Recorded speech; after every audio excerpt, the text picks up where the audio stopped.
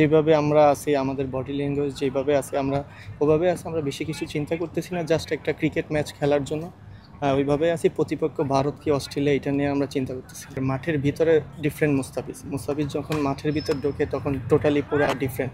মুস্তাফিজের যে এক্সপিরিয়েন্স সেটা তো আপনারা দেখতেছেন, মুস্তাফিজ যেভাবে ডেলিভার করতেছে, জাস্ট আনবিলিভেবল। আমার মনে হয় সাকিব ভাই কেন আরও ওয়ার্ল্ডের অনেক বড় বলারকে সে ছাড়িয়ে যাবে ইনশাল্লাহ টি20। তারা ক্রিয়েট করতেছেন বা দর্শকরা ক্রিয়েট করতেছে। আমরা নর্মাল যেভাবে প্রত্যেকটা ইন্টারন্যাশনাল ম্যাচ যেভাবে খেলে আসছে আমরা ঠিক ওইভাবেই খেলবো, বেশি কিছু চিন্তা করতেছি।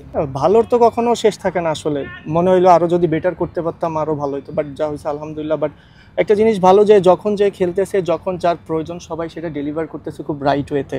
এই জিনিসটা আমাদের জন্য মাশাআল্লাহ খুব একটা ভালো দিক। এটা জানি এন্ড অফ দ্য টুর্নামেন্ট পর্যন্ত এরকম ক্যারি করতে পারি সবাই মিলে, কারণ নজর না লাগে মুস্তাফিজ জানে এইভাবেই ডেলিভার করতে পারে। ডিসিশনগুলো তো সব ম্যাচআপগুলো মনে হইতেছে খুব ভালো হইতেছে, যে আসলে সব কিছু চিন্তা ভাবনা করে তারা টেকনিক্যালি টেকটিক ওয়াইজ যারা চিন্তা করতেছে তারা সব মিলেই চিন্তা করে এই ডিসিশনগুলো নিতেছে। অ্যাট দ্য সেম টাইম টিমের জন্য যেটা প্রয়োজন সবাই সেই জন্যই প্রস্তুত আছে। চেঞ্জটা আসলে তেমন কিছু না, আমার মনে হয় যে প্রসেসের বিষয়। আমরা যদি এটা আরও লম্বা সময় ক্যারি করতে পারি আমাদের টিমের জন্য ভালো। দেখা যাচ্ছে সবসময় তো একরকম থাকে না, কিছু চেঞ্জ হয়, সেই জিনিসটা হয়তো বা শুরু হচ্ছে, দেখা যায় সামনে আরও কী হয়।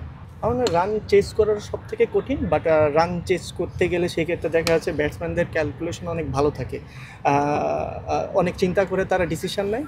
এই দিক থেকে আমি বলবো যে ব্যাটসম্যান অনেক দায়িত্বশীল হয় রান চেজের ক্ষেত্রে। কে রেড করলো, কে হাইপে তুললো, বা কে আমাকে নিচে দেখতেছে, এটা নিয়ে আমি ম্যাটার করি না। আমি হয়তো বাংলাদেশ টিমে খেলতেছি, হয়তো বা সবসময় খেলবো না, যখন খেলবো হয়তো বা দেখা যাচ্ছে সারা বছরও পারফর্ম করবো না, বাট সুযোগ সবসময় হয় না, সব পারফর্ম করার, বাকিটা আল্লাহ দিচ্ছে।